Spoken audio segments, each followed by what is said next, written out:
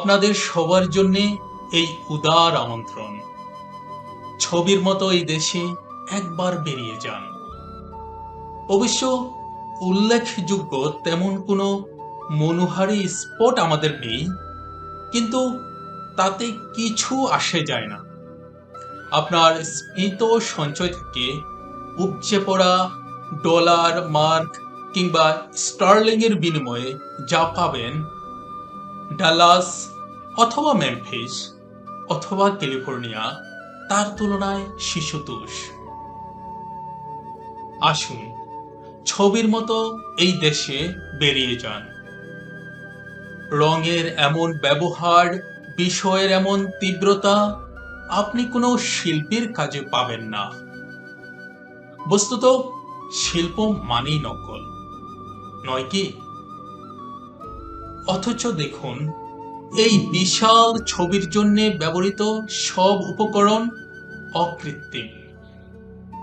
আপনাকে আরো খুলে বলি, এটা অর্থাৎ আমাদের এই দেশ, এবং আমি যার পর্যটন দপ্তরের অন্যতম প্রধান, আপনাকে খুলেই বলি, সম্পূর্ণ নতুন একটি ছবির মতো করে সম্প্রতি সাজানো হয়েছে। খাঁটি আর্য বংশোদ্ভূত শিল্পীর কঠোর তত্ত্বাবধানে ৩০ লক্ষ কারিগর দীর্ঘ ৯টি মাস দিন রাত পরিশ্রম করে বানিয়েছেন এই ছবি।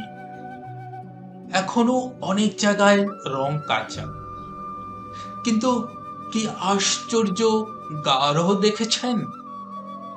ভ্যান গগ, যিনি আকাশ থেকে নীল আর শস্য থেকে সোনালি তুলে এনে ব্যবহার করতেন, কখনো শপথ করে বলতে পারি এমন গাঢ়তা দেখেননি। আর দেখুন, এই যে নরমুন্ডের ক্রমাগত ব্যবহার, ওর ভেতরেও একটা গভীর সাজেশন আছে। আসলে ওটাই এই ছবির, অর্থাৎ এই ছবির মতো দেশের থিম।